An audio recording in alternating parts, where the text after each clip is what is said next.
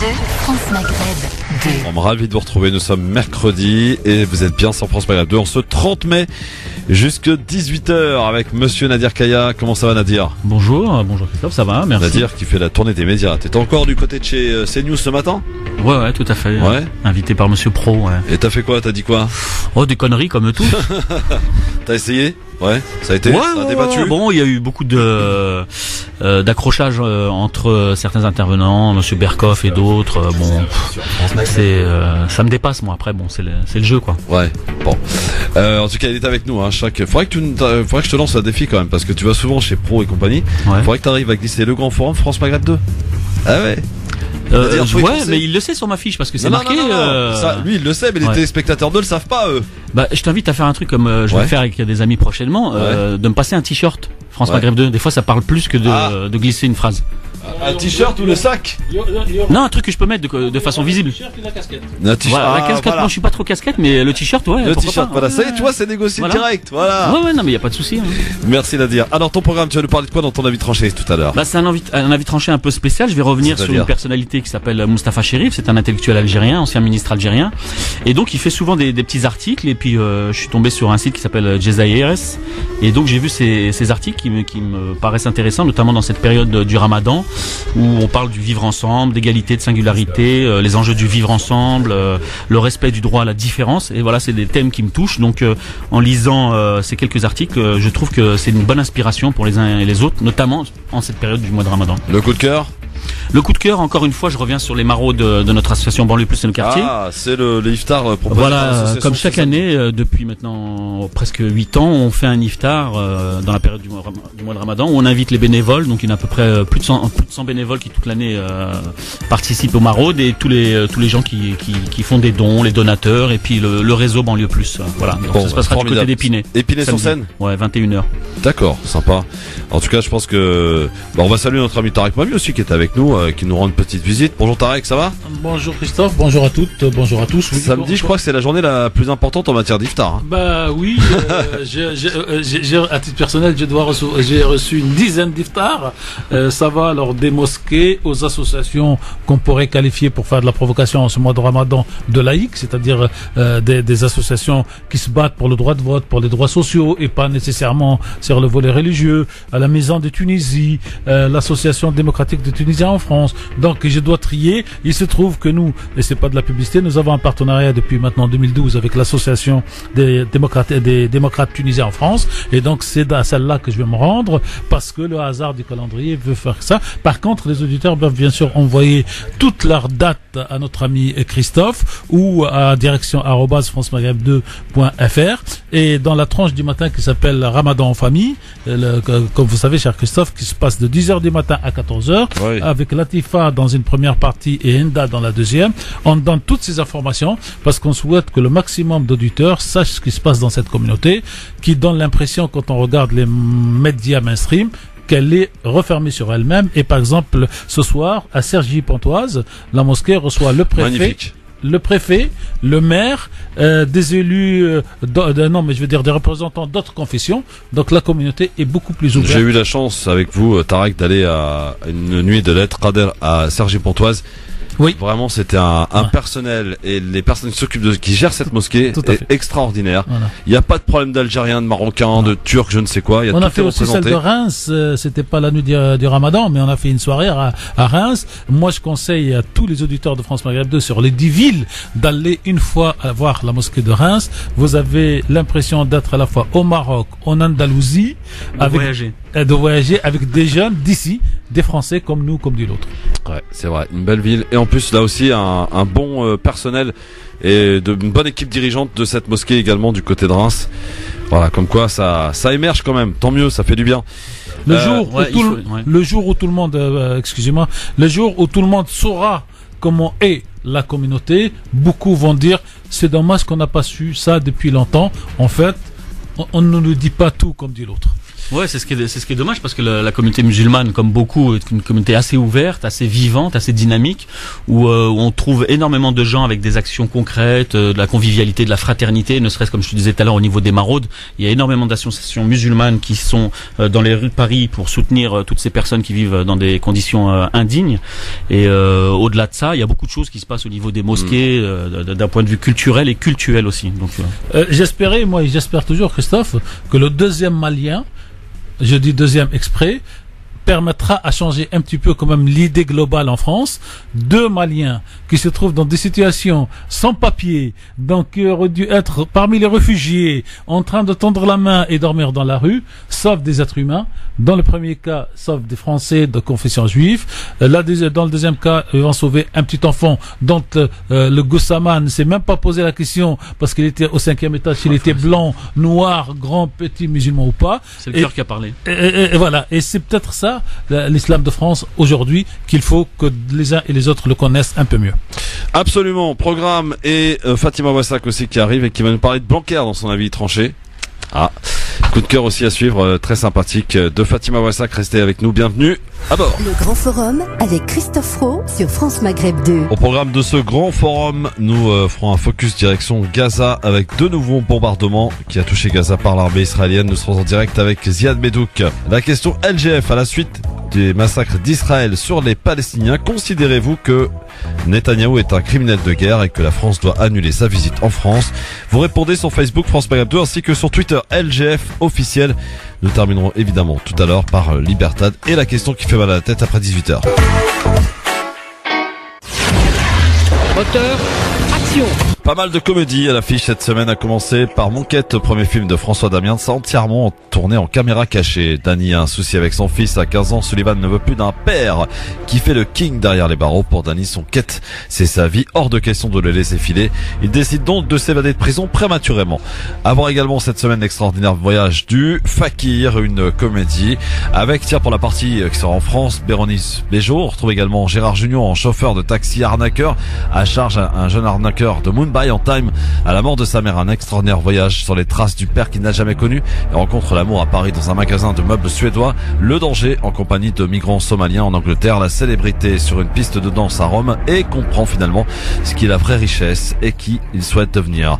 À voir également cette semaine la comédie Demi-sœur. Lorraine, ravissante hit girl de 29 ans, tente de percer dans le milieu de la mode en écumant les soirées parisiennes. Olivia, 28 ans, est un rien psychorigide, a 2 obsessions: sauver la confiserie de ses parents et se trouver le mari idéal. À 26 ans, Salma, jeune professeur d'histoire, fouilleuse, vit encore chez sa mère en banlieue. Allez, pour terminer, la comédie Je vais mieux avec notamment Henri Habitant, un quinquagénaire victime d'un mal de dos fulgurant. Tous les médecins, les radiologues et les ostéopathes du monde ne peuvent rien pour lui. La racine de son mal est psychologique, mais de son travail, de sa femme ou de sa famille, que doit-il changer pour aller mieux? Ça s'appelle Je vais mieux. C'est à voir cette semaine. Je vous laisse faire votre choix parmi toutes ces comédies. Et on se retrouve évidemment la semaine prochaine.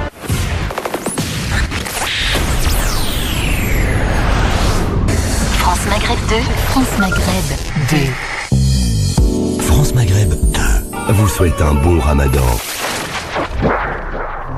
Tout de suite, retrouvez la chronique du docteur Nawelzine Santé Ramadan du site santeramadan.fr. Bismillah, alhamdulillah, wa salatu wa salam ala rasulillah. Assalamu alaikum. Dans cette série de chroniques liées à l'hygiène dentaire, nous avons vu que la médecine préconise le brossage dentaire après chaque repas, soit 3 fois par jour, alors que, dans la tradition musulmane, la prescription est beaucoup plus importante puisque la sunna du prophète alayhi salatu wassalam est de se brosser les dents avant chaque prière, soit 5 fois par jour. D'un point de vue scientifique, les bactéries se multiplient continuellement et le fait de se brosser les dents désorganise cette plaque bactérienne et l'élimine. Pendant le mois de Ramadan, certaines personnes préfèrent ne pas se brosser les dents du suhour jusqu'au iftar pour 2 raisons. La première, éviter d'avaler du dentifrice. Or, on ne peut pas avaler sans s'en rendre compte, à moins d'être endormi. De plus, pendant le mois de Ramadan, nous ne suspendons pas la prière ni les ablutions et nous nous rinçons la bouche 5 fois par jour sans avaler une goutte d'eau, à moins de le vouloir. La deuxième raison évoquée serait parce que le prophète alayhi salatu wassalam a dit La khulufu fami as-sa'im ahabbu ila Allah min rihil misk. Les restes d'odeur de la bouche du jeûneur sont plus agréables auprès de Dieu que l'odeur d'un doux parfum. Il faut savoir que ce hadith a été donné en réponse aux compagnons de l'époque qui étaient gênés par les restes d'odeurs qui se dégageaient de leur estomac. En effet, les odeurs qui s'expriment par la bouche ont essentiellement 3 origines. La première, la cavité buccale, la deuxième, le carrefour oropharyngé, ce qu'on appelle aussi le fond de la gorge, et la troisième, c'est l'estomac. Et c'est de cette partie que sortent les mauvaises odeurs, plus ou moins fortes selon les individus, quand la personne jeûne et qui est incontrôlable. Se brosser les dents est un acte d'adoration quotidien qui fait que le musulman prend soin de son corps et de sa santé et recherche la satisfaction de son Seigneur. Il faut également garder à l'esprit que le dernier geste du prophète alayhi salatu wassalam avant de rejoindre l'Éternel est d'avoir utilisé un siwak pour se brosser les dents. Sallallahu ala Muhammad. Que la paix soit sur tous ceux qui la recherchent et l'appellent de leur vœu. Wallahu a'la wa a'lam wa ahkam. Wassalamu alaykum. C'était la chronique du docteur Nawelzine du site santeramadan.fr, une chronique que vous pouvez réécouter sur le www.francemaghreb2.fr. France Maghreb 2 vous souhaite un bon Ramadan.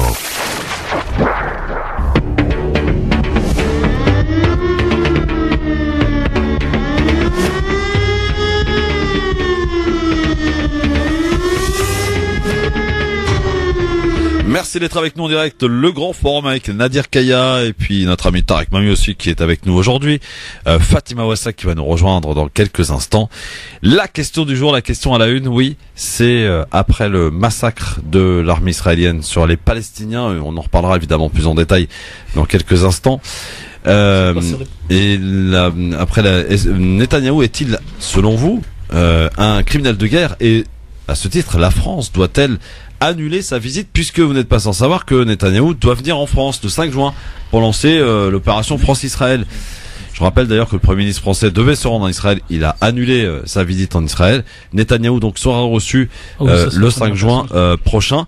Est-ce qu'il doit donc, selon vous, c'est un criminel de guerre, et est-ce que la France doit donc annuler sa visite? Vous répondez oui ou non sur Facebook, France Maghreb 2, ainsi que sur Twitter LGF officiel. Alors sur Twitter, il n'y a pas de discussion possible, c'est 100% oui. Sur Facebook, 95% de oui. Tarek Mami, tiens, Netanyahou, criminel de guerre d'abord ou pas? Bon, d'abord, moi, la radio... À titre personnel, vous? Oui, la radio n'a pas de position sur ce criminel de guerre ou pas.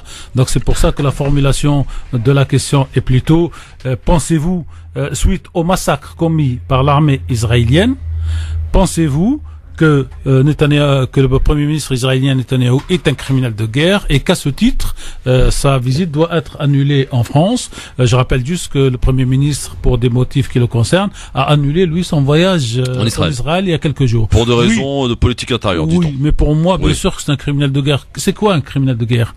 C'est quelqu'un qui, dans le cadre d'une guerre, alors qu'il n'y a pas de guerre aujourd'hui entre les Palestiniens et les Israéliens, il y a d'une part une armée avec des fusils, des tanks, des avions et une bombe nucléaire au cas de besoin qui est cachée derrière des côtés de Daïmouna, et de l'autre vous avez des jeunes qui ont des pierres et ce qu'on appelle maintenant l'avion de papier, un truc comme ça. Et donc quand quelqu'un fait tirer à armes réelles et avec, comme nous l'a dit le professeur Oberlin, des balles spéciales qui explosent à l'intérieur du corps, il ne peut être qu'un criminel de guerre. Vous savez, si c'était pas Israël, avec l'histoire particulière que les Juifs ont vécu pendant la Deuxième Guerre mondiale en Europe, sous les nazis, pas sous les musulmans, aucun autre chef d'État, aucun autre peuple, aucun autre pays n'aurait été toléré pour faire ce qu'Israël fait en gros depuis 70 ans et surtout depuis le transfert de l'ambassade. Donc bien sûr, c'est un criminel de guerre. Et Macron doit-il annuler sa visite?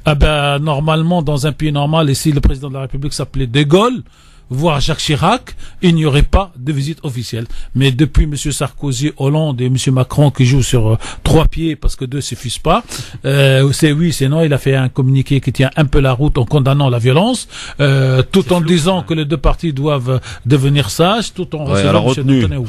Oui, donc bien sûr, pour moi c'est un criminel de guerre, il n'y a pas à discuter, mais c'est pas à titre personnel, bien sûr.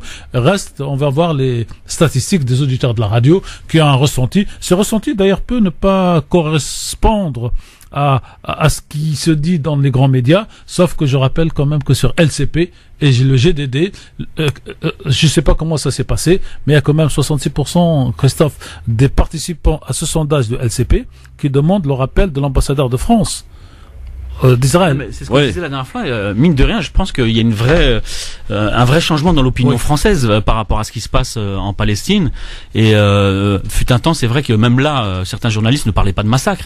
Ils disaient que c'était simplement des gens qui étaient utilisés par le Hamas, ou alors c'était des gens même du Hamas qui étaient infiltrés et qui provoquaient ça.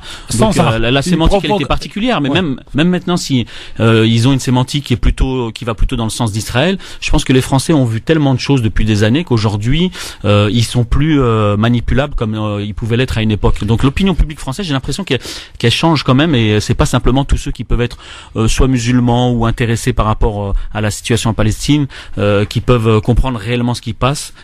Je pense que tous les Français, même sans être concernés, en voyant les images, en voyant une armée, des gens qui tirent comme ça de façon directe comme ça sur des personnes qui ne sont pas armées, je pense qu'aujourd'hui peuvent être capables de faire leur propre opinion. Je rappelle juste qu'ils ont achevé un hémiplégique sur fauteuil qui avait été blessé il y a quelques années. Cheikh Yassine? Non. Je veux venir à Cheikh Yassine.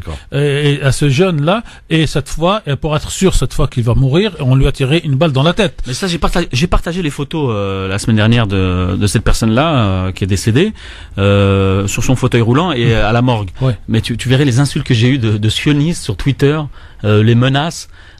C'est grave, parce que ces gens-là quelque part ils peuvent tout se permettre, parce qu'aujourd'hui il y a une réalité en termes de lobby, et même si je pense que l'opinion publique française va changer, j'espère que ça va réellement changer, que les gens vont prendre conscience que là-bas en Palestine on assiste à, moi j'ai appelé le terme un génocide, quand on regarde la définition elle est assez simple, on tue les gens pour ce qu'ils sont, on les élimine, même si ça prend du temps, parce qu'il y a des gens qui m'ont répondu oui mais écoutez il y a plus de Palestiniens qu'avant, donc tu vois, sous prétexte qu'il y a plus de Palestiniens qu'avant, donc ça va, on peut continuer à les tuer tranquillement. Alors ça c'est extraordinaire, parce que ces sionistes de France sont plus sionistes que les sionistes de là-bas. C'est-à-dire qu'en Israël, vous trouvez aujourd'hui des mouvements qui condamnent ces meurtres, ces assassinats et ce massacre, chose que vous ne trouvez pas en France. Et donc les sionistes de France, ils sont plus royalistes que le roi. D'ailleurs la France la rend bien. Est-ce que les Algériens sont plus nationalistes que les Algériens de là-bas? De France, les Algériens de France sont-ils plus nationalistes que les Algériens? Non, mais vous avez raison, tout à fait. Je sais pas. Non, tout à fait. Tant et si bien qu'en France, on autorise la fameuse LGD ou LDJ, alors qu'en Israël, elle est interdite. Donc c'est ça un petit peu le truc. Deuxième chose. Même aux États-Unis, je crois qu'elle est interdite aux États-Unis et en Israël, absolument. Voilà, qu'elle n'est autorisée en France. Et donc dernière chose, c'est quand même la deuxième personne sur un fauteuil roulant qu'on assassine. Donc il y avait Cheikh Yassine et puis ce jeune homme. Effectivement. Alors, vous répondez évidemment à cette question sur Facebook France Maghreb 2, ainsi que sur Twitter LGF officiel, et puis en nous appelant bien sûr au 01 40 33 9000 pour nous donner un petit peu votre opinion, votre sentiment, quoi qu'il en soit. Hier, il y a eu des propos de la part d'un ministre israélien qui a dit: pour nous, la guerre a commencé. On va peut-être reprendre la définition d'une guerre. Une guerre, c'est deux armes face à face, deux armées face à face, pas des gens avec des fusils. Quand vous avez des gens avec des fusils et des gens avec des pierres, c'est forcément un massacre. Voilà. Et donc en fait, ils auraient peut-être dû remplacer le mot guerre par un nouveau massacre a commencé à Gaza. Et puis, j'ai pas beaucoup vu dans la presse française le fait que le bateau qui est parti de Gaza avec des personnes, parce que d'habitude il y a des bateaux qui viennent de l'extérieur pour aller à Gaza pour briser donc le blocus. Cette fois c'est un bateau de Gaza, donc de citoyens palestiniens qui veut quitter pour Gazaoui pour aller à Chypre pour amener des malades, et que fait l'armée israélienne? Elle arraisonne le bateau. Au nom de quoi? Le droit international? Mais même pas, parce qu'elle le respecte pas. C'est au nom d'elle-même et de c'est tout. sa capacité à emmerder tout le monde, tout simplement. Ça veut dire tous les Palestiniens sont mes prisonniers. Je les tue quand j'ai envie de tuer, et je les emprisonne. C'est comme les pêcheurs, ils sont très limités. Les pêcheurs, ils ont pas dépasser une certaine limite. Et là, on va rendre hommage, une fois n'est pas coutume sur France Maghreb 2, à Sarkozy, à l'ancien président Sarkozy. Prison à ciel ouvert. Qui a inventé le mot. Il a dit Gaza, c'est quand même aujourd'hui prison à ciel ouvert. Des fois, ce qui est vous avez vu la solidarité avec Fleury, je crois, c'est la Fleury Mérogis, la prison de Fleury Mérogis, pardon, qui a manifesté à l'intérieur de la prison en soutien justement avec cette prison de la grande prison à ciel ouvert de Gaza. Voilà. Et puis autre chose, vous avez la grande démocratie, la seule démocratie du Moyen-Orient, qui décide là dernièrement d'interdire aux prisonniers palestiniens de regarder les matchs de foot de la Coupe du Monde. Absolument. C'est quoi ça? On en parlait hier. Alors, ça, que les sionistes que vous avez sur Twitter répondent à des questions particulières. Le mec, il est en prison. Ça veut dire quoi que de lui interdire de voir un match? Bah, autant le tuer tout de suite, on n'en parle plus. Tu pourras l'inviter à écouter ce vendredi le LGF, puisque nous recevrons un spécialiste, un historien, un franco-marocain, Youssef N'Dik sera avec nous ce vendredi, ainsi que Sofiane Nakdari, Youssef Brakni, Tarek Mami et Damien Charles. Les spécialistes seront là, hein, tous là, bien entendu, pour parler du sionisme. Parce que moi j'ai appris un truc, apparemment il y a plusieurs écoles de sionisme. Il y en a une.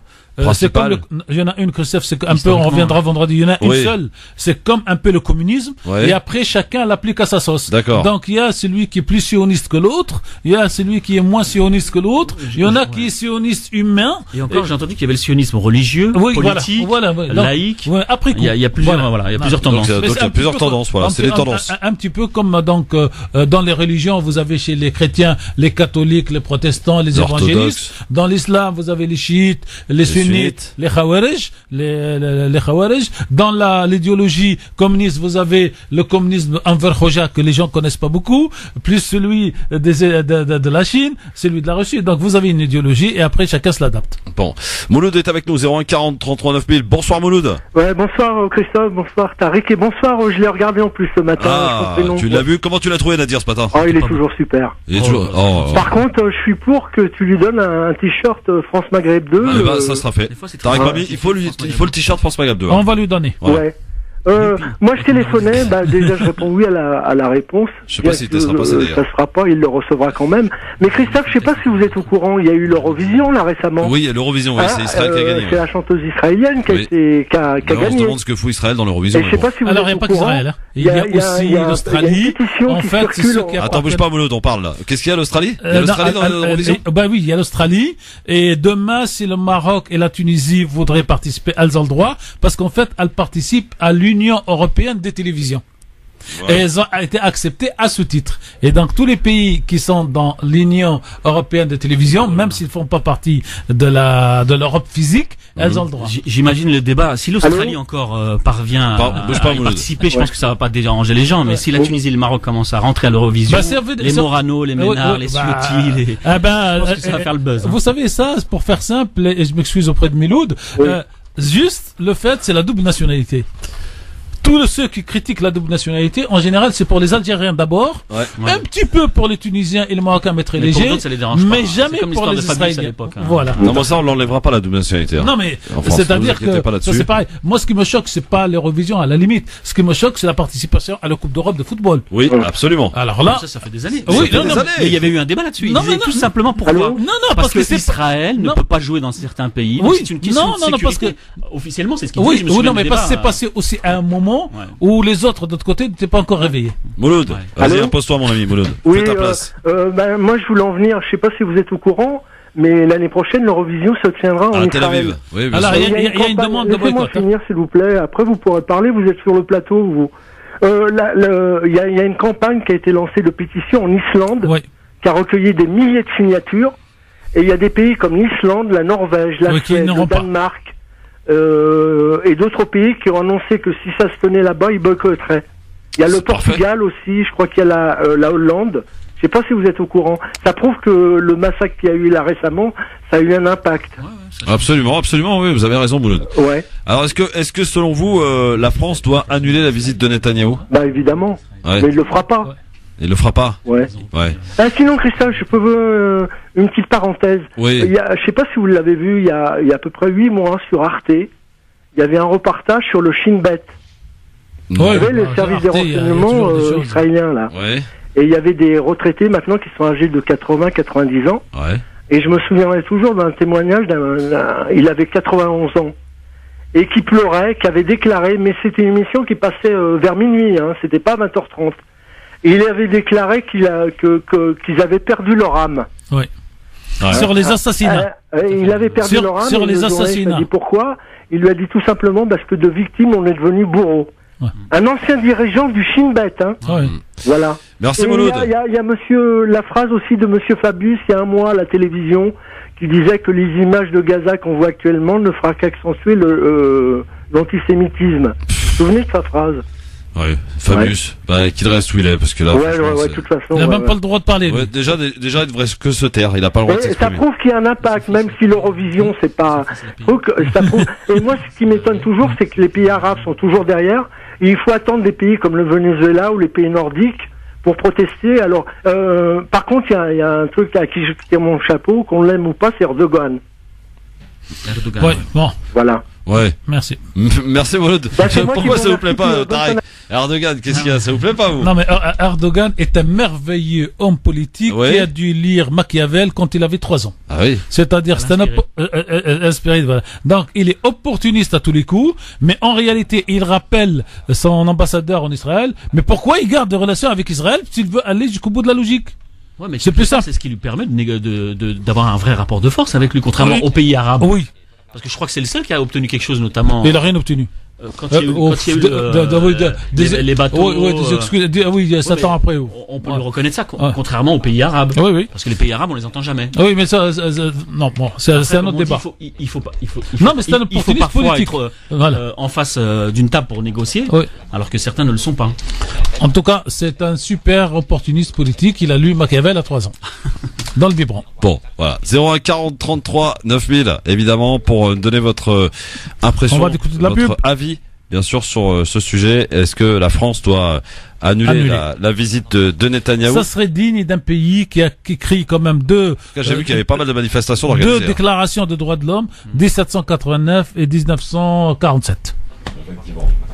Mais Tarek, soyons pas dupes, il le fera pas, Macron. Il n'a pas le courage, il n'a pas le cran, il n'est pas... Non, c'est pas qu'il n'a pas le courage. C'est qu'il rentre dans la logique de Nadir, qui dit mieux vaut avoir son adversaire devant lui pour lui dire les choses, comme il l'a fait avec Trump, que de dire ne venez pas et puis on n'en parle plus. De la chaise vide. Oui. Donc ça c'est... Ouais. En tout cas, vous nous donnez votre avis 01 40 33 9000 et aussi vous votez sur Facebook France Maghreb 2 ainsi que sur Twitter LGF officiel. Un massacre qui est, je pense en tout cas, à mon sens, pas très. De toute façon, il finira devant le truc. La cour pénale. Oui, un jour. Ouais. Bah déjà, je crois qu'il a des problèmes en interne. Alors, il paraît que Abbas va pas très bien. À un moment donné, il va falloir qu'il paye. Il paraît que Mahmoud Abbas va pas très bien. Et il est sorti de l'hôpital, donc pour le moment, ça appuie vu l'âge, on voit tous. Est-ce que ça commence à s'approcher pour la succession? Il y en a 2. Il y a le populaire que les gens souhaitent avoir, le Mandela de la Palestine, c'est Barouti qui peut être président en étant en prison, comme Mandela l'a été. Et puis il y a l'opportuniste de l'autre côté d'Ahlan qui attend juste d'être éventuellement nommé pour faire la même politique qu'un BS. Donc voilà le choix qu'il y a aujourd'hui. Et si c'est Barouti, il emportera l'adhésion populaire.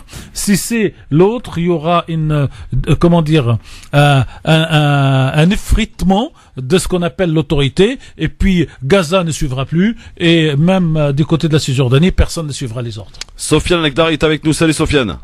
Salut Christophe, salut Tarek, salut Nadir, salut tout le monde. Salut Sofiane. Ouais. Moi je voulais juste, vous avez parlé d'Erdogan, je tiens à rappeler juste qu'il y a eu une proposition de loi au Parlement turc par l'opposition de criminaliser toute relation commerciale avec Israël. Et tenez-vous bien, c'est l'AKP qui s'est opposé à cette loi. Voilà, mais c'est peut-être dans la logique de Nadir, mieux vaut rester la porte ouverte pour qu'on puisse les insulter le lundi et les embrasser le mardi. C'est comme en Tunisie, lorsqu'il y a eu une proposition de loi de criminaliser les rapports ou les relations la même loi est en Tunisie, elle n'arrive pas à passer non plus. Hein. Comment? La même loi de criminalisation est sur le bureau de l'Assemblée nationale tunisienne et elle n'arrive pas à passer non plus. Mais c'est qui s'oppose à ça? C'est Nahda. Non, parce que Nahda, comme l'AKP, s'oppose à ça. Donc c'est la même tendance, c'est les frères musulmans qui s'opposent à ça. Voilà, mais c'est juste pour dire à Nadir que voilà, Erdogan maintenant, est-ce qu'on est d'accord, est-ce que Nadir est d'accord que l'Algérie normalise ses relations avec Israël, après elle peut hausser l'OTAN comme elle veut? Est-ce qu'il est d'accord? Jusqu'à preuve du contraire, l'Algérie, je crois que c'est un des 4 ou 5 pays dans le monde qui n'a pas de relation avec Israël. Le Liban, la Syrie. Non, mais juste lui, Nadir a dit qu'il serait mieux d'avoir des relations et de négocier en table directe. Aujourd'hui, la Turquie, elle a des relations directes avec Israël. Elle fait partie de l'OTAN. Elle contribue presque, c'est la 2e armée au sein de l'OTAN. Après, elle peut hausser le temps, elle peut faire ce qu'elle dit, elle peut dire Erdogan ce qu'il veut, mais en vérité, il suit une ligne bien précise. Il est dans un camp. Aujourd'hui, il subit des attaques, et surtout la lire turque aujourd'hui, qu'elle subit des attaques énormes sur le plan économique, parce qu'il essaye d'aller dans un autre axe, c'est l'axe russo-iranien. Et le jour où il accédera à cet axe, on l'anéantira, et on a commencé par des unes comme Le Point, où on parle du dictateur, alors que le même journal, il y a un mois, il jubilait avec MBS. Alors, puisque vous parlez d'MBS, il paraît que Saad Hariri sera en Arabie Saoudite. Qui? Saad Hariri. Il retourne là-bas? Oui, Saad Hariri, il y a 2 jours, il est là-bas, mais aucune photo de lui avec MBS. Hein. Oui, aucune photo de lui avec MBS. Et d'ailleurs, est-ce qu'on a des nouvelles d'MBS? Parce qu'il y a des rumeurs qui courent. Hein. Il va signer son allégeance. Beaucoup de rumeurs qui courent. Alors, il y a certains qui disent qu'il est mort, mais j'en doute. Il y a certains qui disent qu'il est gravement blessé suite à la fameuse renvoi du drone sur le palais royal de Riyad. Ouais. Et il y a une autre supposition. On est en train de le préparer bien au chaud. On parle de lui, on essaye de faire toutes les rumeurs. Et il sortira pour l'annonce en vérité du grand deal qui est en train de se préparer avec l'Arabie Saoudite, l'Égypte, la Jordanie et les Émirats Arabes Unis dans la normalisation directe avec Israël et d'en finir avec la cause palestinienne. Et c'est pas anodin aujourd'hui qu'on voit que et Mahmoud Abbas qui est malade, MBS qu'on le voit plus, beaucoup de dirigeants qui font partie de ce deal ne veulent pas en vérité sortir et ils sont en train de se cacher. Et en même temps, vous avez bien vu, il y a les 2 derniers jours à Gaza, où c'est Israël qui ne veut pas d'escalade. Ça se voit que la marche civile, les manifestations civiles qui se sont déroulées les derniers jours et le crime abject de l'armée israélienne le 14 mai a anéanti un peu son image sur l'opinion publique et surtout occidentale. C'est pour ça qu'ils ne veulent pas d'escalade, parce que il y a un deal qui est en train de se préparer par Jared Kushner et l'ambassadeur américain Friedman en Israël. Très bien, Sofiane. Voilà. On rappelle que vous serez avec nous vendredi et on recevra un invité, Youssef Ndi, qui est un historien franco-marocain. Franco-marocain, il y a pas mal de choses à... voilà, vous tapez sur Internet Youssef Ndi, vous verrez que c'est quelqu'un qui s'y connaît sur la question sionisme et sur pas mal de questions eschatologiques, islamiques ou juifs ou évangélistes. Voilà, qui fera suite à la chronique de Tarek de la semaine dernière, du vendredi dernier. D'accord, eh bien très bien, merci beaucoup Sofiane. Allez, au plaisir. Bonne soirée, merci beaucoup Sofiane. Vous continuez en tout cas à nous appeler dans un instant, l'avis tranché de notre ami Nadir Kaya. Et vos appels au 01 40 33 9000, n'hésitez pas à prendre la parole, c'est votre émission, c'est votre show. L'émission qui vous parle, s'appelle Le Grand Forum, tous les jours de 16h à 18h sur France Maghreb 2.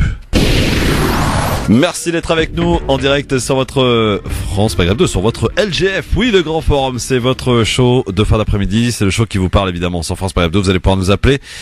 Dans un instant, on va accueillir la ravissante Fatima Wassak. Le temps d'écouter l'avis tranché de notre ami Nadir Kaya. Un avis tranché qui, j'en suis sûr, vous fera certainement réagir puisqu'on va parler d'un sujet qui nous tient à nous à cœur, du vivre ensemble. C'est parti, jingle messieurs dames.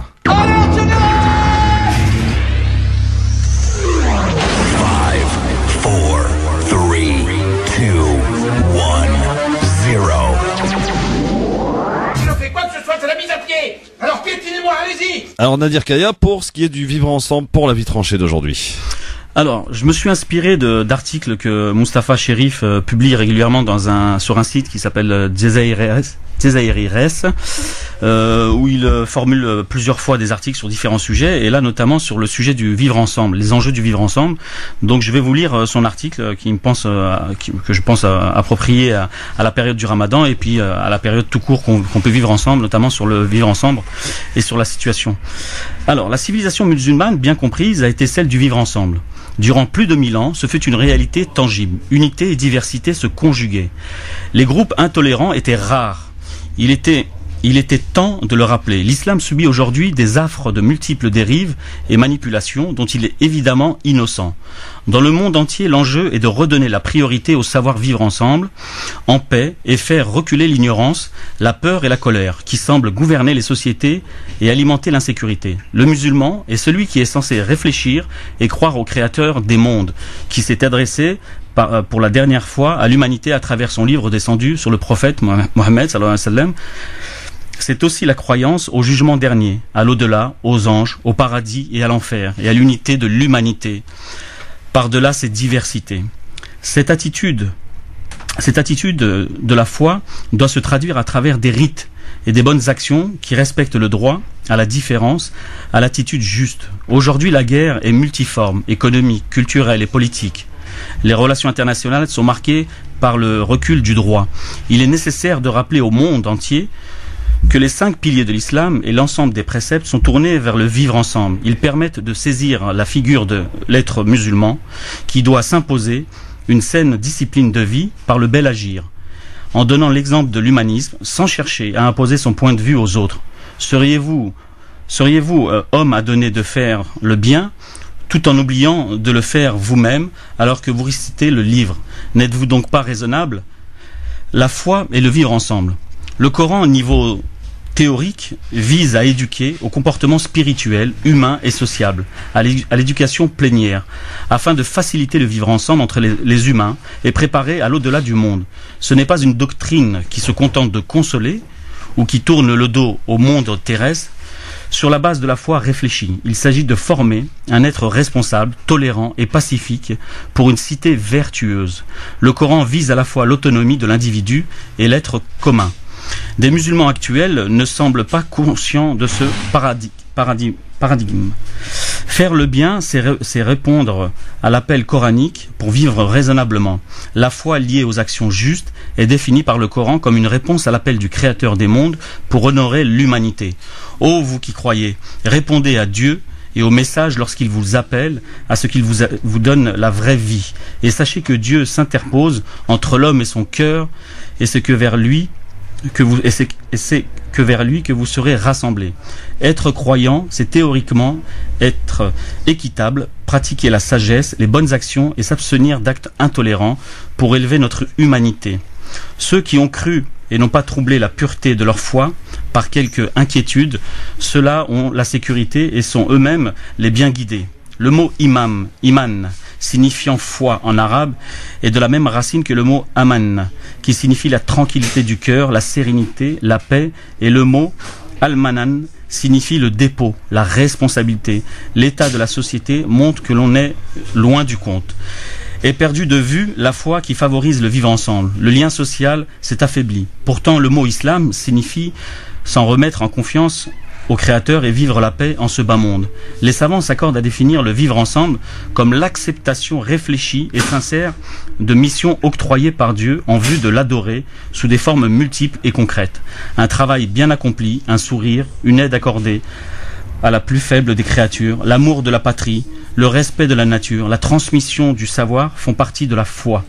La civilisation musulmane a institué un modèle universel du vivre ensemble par l'attachement à la foi, à l'au-delà éternel du monde, à l'engagement d'ici-bas pour l'être commun souverain. C'est une vision qui ne verse ni dans le communautarisme, ni dans l'individualisme, mais l'équilibre, les droits de l'individu et ceux de la communauté pour honorer la vie humaine. C'est cela qui mérite d'être compris. Les peuples, même s'ils ne parlent pas la même langue, partagent les mêmes aspirations et ne donnent le même sens aux questions essentielles. Aujourd'hui, où c'est la mondialité de la désorientation et des excès qui semblent commander. Dans le contexte de la crise mondiale, permettante et multiforme des problèmes de fond, s'y greffent ceux du vivre ensemble et des rapports Orient-Occident. Cultiver le vivre ensemble au dialogue des civilisations est devenu impératif. D'autant qu'il y a des Orients et des Occidents. À voir les malheurs du monde musulman, les polémiques et l'image déformée de l'islam, certains oublient que ce méconnu a donné à l'humanité une civilisation du vivre ensemble fondée sur la rationalité et la culture spirituelle ouverte. L'humanité est mise à l'épreuve. L'homme est censé être un lieutenant responsable pour faire fructifier le monde pour le bien commun. Il est responsabilisé sans se croire maître et possesseur du monde. Il doit accomplir le degré de l'homme, mesuré et juste, pour réaliser un projet viable du vivre ensemble. La civilisation musulmane a eu ses heures de gloire durant plus de 1000 ans, avec ses réussites et ses limites, compte tenu de la nature humaine. Elle se situe entre le monde antique et le monde moderne. Elle a couvert la moitié du monde connu sur le plan de la foi. Elle reste vivante et une source d'inspiration. Mais le monde musulman est perturbé, déstabilisé politiquement et culturellement.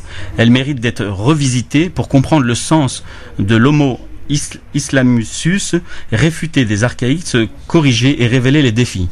Se souvenir de la civilisation du vivre ensemble, hymne à la vie, fondé sur les principes de l'unité du genre humain et du respect du droit à la différence, est une urgence. Le but est de réapprendre à vivre de manière vigilante et ouverte en réfléchissant. C'est un livre béni que nous tenons révélé afin que les hommes de bon sens se méditent les versets et s'y arrêtent pour y réfléchir. L'humanité doit tenir compte du caractère éphémère de l'existence sur Terre et de sa gravité. La vie n'est ni un jeu, ni une illusion. De la conduite sur Terre dépend le devenir ici-bas et de l'au-delà du monde. D'où l'importance et la bonne conduite. Témoigner du sens du monde et être juste favorise le vivre ensemble. Voilà ce que peut dire Mustapha Chérif sur les enjeux du vivre ensemble. Ah mais il leur dit des choses. Hein. Merci beaucoup Nadir pour cet avis tranché concernant donc le vivre ensemble. On va saluer la ravissante Fatima Wassak. Bonjour Fatima. Bonjour. Comment ça va Fatima? Ça va bien, et toi? Eh ben écoute, impeccable. D'ailleurs, je sais pas pourquoi, mais dès que je te vois physiquement là, pendant ce mois sacré du Ramadan, j'ai qu'une seule pensée et qu'une seule envie de dire une chose en particulier, c'est de saluer le courage de toutes ces femmes qui, après leur journée au travail, démarrent une nouvelle journée le soir, celle de s'occuper de leurs enfants, de leur maison. Et on sait que pendant le Ramadan, c'est très difficile. Le sommeil, évidemment, de ces nuits ramadanesques est très perturbé. Et un gros big up, un gros courage à toutes ces femmes qui, finalement, comme le reste de l'année, finalement, font 2 journées en une. Mais c'est encore plus difficile pendant ce mois sacré du Ramadan. Je sais pas si je me trompe d'ailleurs, mais enfin voilà. Tu parles de toutes ces femmes, sauf de moi qui suis mariée à un mari extraordinaire et merveilleux et je sais qu'il nous écoute. Ah bon? Je suis l'exception, bien sûr. Qu'est-ce qu'il fait d'exceptionnel, monsieur? Mais il fait à manger, il fait la salade. Très bien. Ouais. Il s'occupe des enfants, il les éduque. Il est très bien, Youssef. Ça change, hein, contrairement à toi, Christophe. Les femmes, c'est plus nos mamans qu'on a pu connaître. Hein. Il y a beaucoup de femmes aujourd'hui qui ne veulent plus faire de la cuisine. Hein. En sachant quand même que c'est une corvée pour elles. Donc. Non, mais Fatima, tu ne feras pas croire que tu ne cuisines bien sûr, pas. Mais tu sais que les chiffres, c'est... Oui, bien sûr que je cuisine et beaucoup plus que Youssef, ça c'est sûr. Heureusement. Non, mais les chiffres de toute façon sont sans appel. Ouais. Pour les tâches ménagères et l'éducation des enfants, c'est 80% pour les femmes et 20% pour les hommes. Voilà. Quand on sait aujourd'hui que la plupart des femmes travaillent, sont obligées de travailler, voilà, c'est complètement injuste. Et finalement, ce qu'on a appelé pendant longtemps le sexe faible, donc les femmes travaillent beaucoup plus que les hommes, le sexe fort. Vous pouvez nous appeler, tiens, 01 40 33 9000 pour nous dire, vous, mesdames et mesdemoiselles, enfin en particulier mesdames, vous êtes mariées, vous avez des enfants, et on sait que la vie, le Ramadan, c'est déjà en soi assez compliqué, difficile. Je parle évidemment en matière de sommeil. C'est vraiment le sommeil qui pose problème à beaucoup de gens, je crois, pendant cette période particulière qu'est le Ramadan. Vous, en tant que femme, est-ce que vous arrivez à gérer cette situation? Vous avez peut-être pas la chance, comme Fatima, d'avoir un mari qui fait bien la salade. Et vous avez plutôt un mari qui est un peu comme moi, qui se glisse sous la table et qui attend. Enfin, qui attend. Évidemment, qui aide un tant soit peu, mais qui n'est pas très présent. Tu te glisses pas sous la table, il y a juste tes pieds sous la table. Voilà, sous les pieds sous la table, effectivement. Tu fais la table au moins? Non, j'essuie la vaisselle. Voilà, c'est ça ma seule tâche. C'est pas mal déjà, c'est un bon début, non? Tu fais pas la vaisselle, mais t'essuies la vaisselle. Non. Alors tu sais pourquoi? Je ne fais pas la vaisselle parce que non, même pas. Si, il y a la vaisselle, mais il marche. On le fait marcher que quand il y a du monde. C'est parce que madame a peur que je salisse ou que j'éclabousse son évier, donc je la laisse faire, tu comprends? Non, mais ça, c'est l'une des arnaques du siècle. C'est le fait que les hommes, soi-disant, ne sont pas doués, etc., etc. Et c'est vrai qu'ils mettent tellement la haine aux femmes qu'elles finissent par leur dire non mais laisse tomber, je vais m'en occuper moi-même. Tu veux un bon plan, Nadir, pour pas me passer l'aspirateur? Non, moi j'aime bien faire le ménage, contrairement à ça. Tu le passes pas terrible, et puis madame elle va dire non, allez, c'est bon, tu me laisses faire parce que là on perd trop de temps. Allô? Exactement. Ouais. Alors, on va peut-être prendre l'avis d'une dame justement qui est avec nous. Bonsoir madame. Oui, bonsoir. Bonsoir chère madame, quel est votre prénom? Karima. Karima, vous nous appelez d'où? De Metz. Alors Karima de Metz, est-ce que vous êtes une femme qui arrivait à gérer 2 journées en une? Bon, oui, bien sûr, comme toute l'année. Comme toute l'année, oui, mais en période de Ramadan, c'est un peu plus compliqué, non? Non, ça va, alhamdoulilah, on mange assez tard, donc on a le temps de rentrer du travail, préparer un petit peu à manger. Bon, formidable. Bon, formidable. Alors donc ça se passe bien, vous n'avez pas à vous plaindre alors? Non, ça va, alhamdoulilah. Voilà, avec monsieur qui mange et qui fait son pacha, qui va s'allonger, et puis tu vois Fatima, t'as de la chance. Monsieur fait son pacha, il vient manger. On n'a pas tous le même mari, Fatima, on n'a pas tous le même mari. Non mais je sais. Fallait y penser, hein, écoutez. C'est un critère pour moi, c'est un critère pour le mariage. Ah bon? Le ménage et les enfants. On a longtemps discuté pour être bien sûr que tout était... voilà, exactement. Ah ouais, ça s'est négocié dès le début alors. C'était un contrat ménage, contrat enfant. Contrat ménage, contrat enfant. Avant le contrat mariage. Ah bah c'est bien ça. Elle a bien négocié. Fatima. Non mais même avec ce type de contrat, en fait, tu te fais quand même avoir. Ah bon? Vas-y, c'est quoi la arnaque? Non mais c'est ça, c'est qu'en fait de toute façon en plus. Alors il y a un nouveau concept qui est né il y a quelques années, je crois, il y a 1 an ou 2, et qui a beaucoup été médiatisé. Pardon, il est né depuis longtemps, mais je veux dire, il est médiatisé depuis peu. C'est le concept de charge mentale. C'est-à-dire que les femmes en fait réfléchissent beaucoup plus plus, stressent beaucoup plus, angoissent beaucoup plus sur les choses du quotidien. Par exemple, l'éducation des enfants, les cadeaux à faire à la belle famille, les repas organisés pour les amis, etc., etc. Et c'est ce qu'on appelle la charge mentale. C'est-à-dire que c'est pas compté, donc c'est pas le fait de faire la vaisselle, passer l'aspirateur, etc. Mais c'est quelque chose qui est très très lourd. Et c'est ce qui explique le fait que que les femmes sont souvent plus angoissées, plus stressées que leur petit mari. Voilà. Donc en plus il y a ça, la charge mentale. Bon, en tout cas, Karima, bon courage à vous et bravo pour ce que vous faites. Vous avez combien d'enfants à la maison? Bah, j'en ai qu'une, c'est pour ça, c'est quand même pas très difficile. Ça va. J'en ai qu'une. Ça dépend de sa personnalité. Elle a quel âge? Elle a 3 ans et demi. Ah non, ça bouge à cet âge-là, attention. Hein. Ça bouge, oui, ça fait pas mal de choses. Ça va, elle est sortie de l'âge dur qui est 2 ans et demi, 3 ans. Ouais. Oui, ça va encore. Là, on n'est pas obligé de l'avoir sous les yeux tout le temps. Exactement. Mais ça fait quand même des bêtises. Ah bah évidemment, quel enfant ne fait pas de bêtises, voyons. Pas d'âge pour les bêtises. En tout cas, merci Karima et bon Ramadan en tout cas et Saraf Tolok pour ce soir. Saraf Tolok. Merci Karima. Bon, Saraf Tolok. Alors toi Nadir, tu faisais le malin là. Oui, moi j'aime bien faire le ménage. J'ai été éduqué comme ça, la dure. Ma mère très tôt nous a appris à faire le ménage et moi je kiffe faire le ménage. La seule chose que je supporte pas, c'est le repassage. J'aime bien faire la poussière, l'aspirateur. J'ai pas de souci avec le ménage. T'es marié? Ouais. C'est bien. Il a beaucoup d'enfants, Nadir, faut dire. Beaucoup d'enfants et il gère. Ah ouais, non, il gère, attention, 5 gamins à la baraque. Comme le dit les Fatima, a fait déjà. Voilà, ils ont fait les femmes font le plus dur. Il faut savoir aussi le reconnaître. Après, on a chacun ses responsabilités, son stress. Mais après, c'est sûr que si Dieu dit que les clés du paradis sont sous les pieds de la maman, 3 fois de suite le prophète l'avait répété, c'est qu'il y a une raison au-delà du fait de mettre les enfants au monde. C'est tout ce qui va avec l'accompagnement.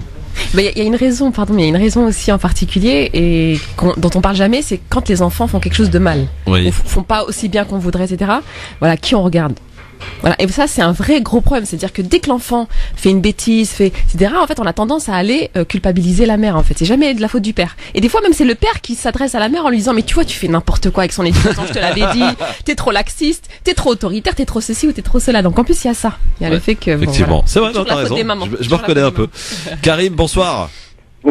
Bonsoir Karim. Donc moi je voulais vous dire, les femmes on les met jamais en avant parce que on vit dans des sociétés patriarcales aussi bien en France que dans les pays maghrébins ou dans les pays arabo-musulmans. Oui. Et moi, ce que je voulais vous dire, c'est est-ce que vous avez déjà entendu parler d'une femme en Inde qui a réussi à faire tomber une multinationale Coca-Cola? Une femme qui a réussi à faire tomber une multinationale Coca-Cola en Inde. Voilà, exactement. Parce que Coca-Cola voulait ouvrir une usine en Inde. Ouais. Et en fait, il y a une femme qui a fait un combat depuis je sais pas combien d'années et puis qui a réussi à faire tomber. Donc, quand on voit Coca-Cola, c'est quand même un géant puis qui dirige dans le monde entier.